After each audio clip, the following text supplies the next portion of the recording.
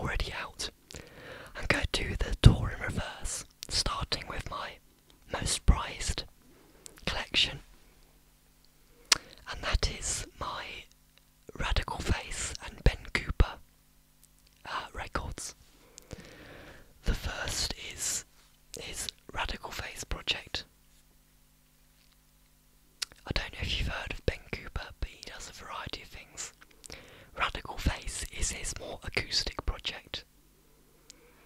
The follow-up to this record, which is The Roots, is The Branches. And that's being released in about a month's time, which I'm really excited for. But yeah, so that's The Roots. I'm being very careful to put it back in. I have my, as you can see here, my record box, or record case, which I'm going to be taking things in and out of. This is Radical Face's first record. It's called Ghost. It's what made me sort of discover Radical Face. And this is actually a clear vinyl. It won't be very easy to show you. So there it is.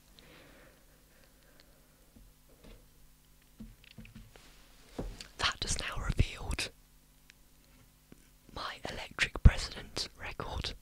Oh. There we go. This one is Sleep Well,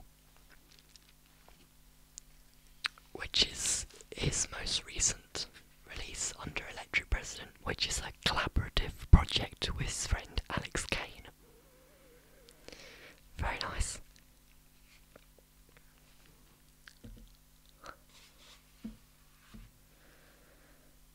And that leaves Electric President. It's got a bit of a dent there, but Electric President, the Violent Blue. Oh, sorry. The last one was actually his second album under Electric President, and this is his most recent. It's probably my favourite.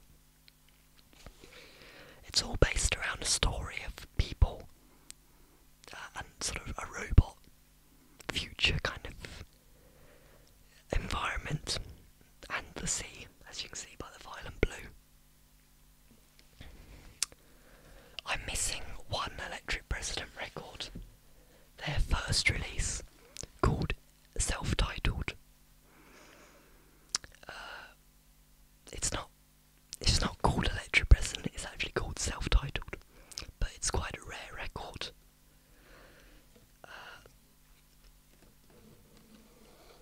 Okay, yes, I haven't been able to get my hands on that yet, but you should definitely go and check out Ben Cooper's work with both Radical Face and Electric President. But aside from that, at the front of my collection, I have this. It isn't actually a record, it's more of a CD deluxe kind of booklet. You might be able to see in the front.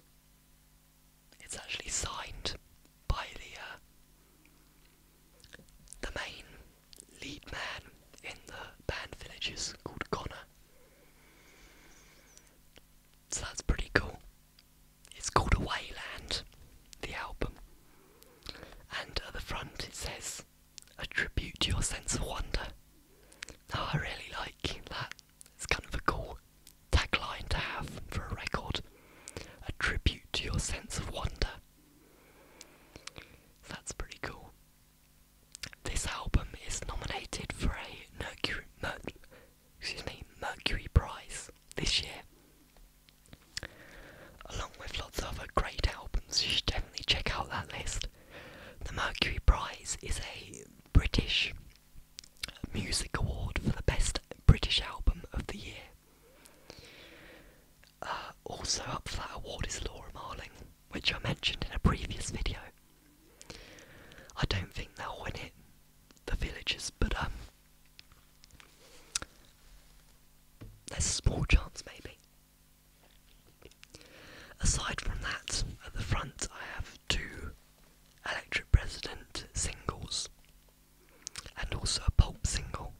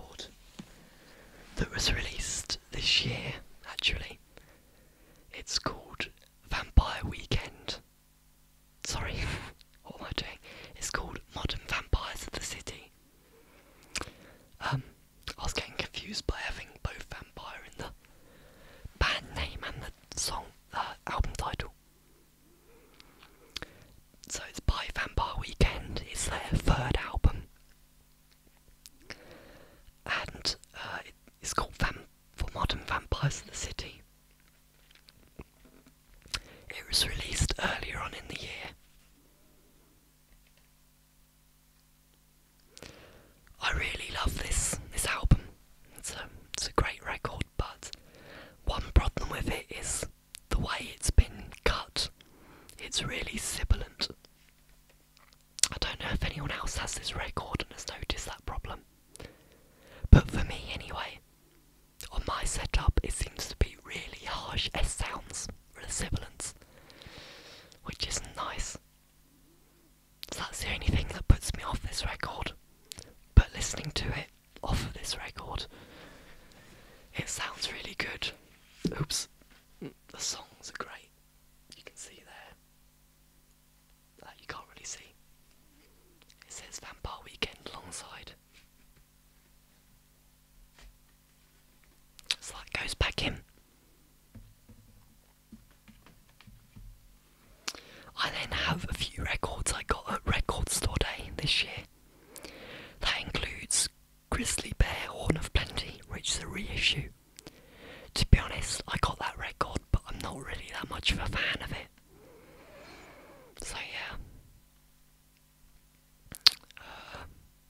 It just seemed a bit sort of dull to me. I much prefer their later work, the more recent work they've done. This first record just seems a bit dull. Nothing much really happens in it. I then have another new record. This is by Jules Holland. He's a famous pianist, an English pianist. And as you can see at the front, it's signed. There. It's Jules Holland and his Rhythm and Blues Orchestra. And the record was... Oh, sorry, I just thought I heard something. The record was bought for me by my parents when they went to see him live. And he's a really great live musician. He's got a big sort of R&B band. And I'm seeing them actually this Christmas, which will be a lot of fun, I think.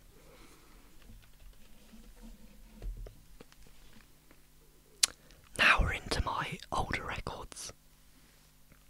I have got these records from a combination of charity shops, which is the equivalent of a thrift shop, I believe, in America, and also from car boot sales. And most of them are really good bargains, like 50p or £1 or something like that. So the first one to show you is the famous Tubular Bells. Even if you don't know the records, pretty much everyone recognises the front cover, those famous bent tubular bells. So this is by Mike Oldfield. When I got it, the bottom was a bit damaged, but I managed to use double-sided sticky tape to tape it up. Now it's as good as new. Well, not quite, but you know. It has a really nice smell actually. Some of these old records I just noticed when I opened it. A kind of musky sort of old smell, but it's kind of nice in a strange way. So I'm really pleased with that record. That was only 50p or something like that. I also have a few Electric Light Orchestra albums. This is Out of the Blue, which features the song Mr. Blue Sky, which is why I bought this. I haven't had a chance to listen to it much yet, but based on both the song Mr. Blue Sky and the general kind of idea of combining classical ideas with pop music, I just thought I quite like it. And at first listen, I think I do. It seems to be really nice. It's nearly falling apart there, I'm sorry. I was just going to show you the gatefold sleeve. It opens up to form a pretty cool inside of a spaceship. This is pretty awesome. There's the back. It's a double album.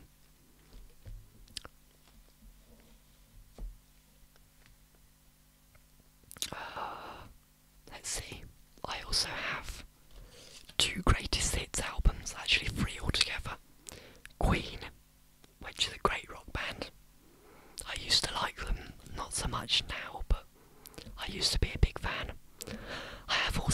Joel greatest hits, and a Simon and Garfunkel greatest hits.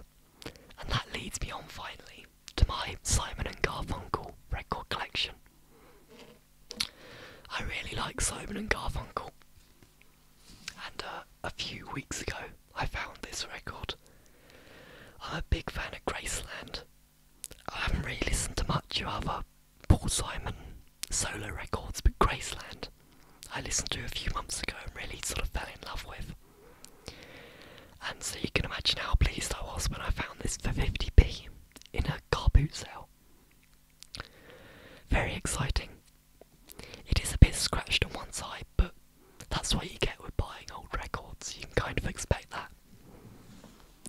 But yeah, definitely check out Graceland if you haven't already. Again, it's quite a famous album cover.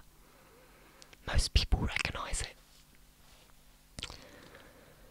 So I was very excited to get that record.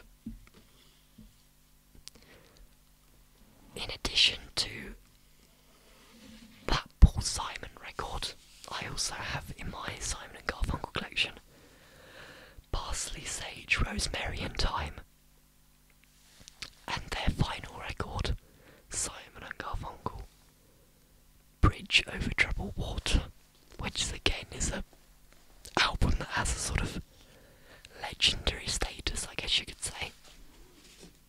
It's considered one of the greatest albums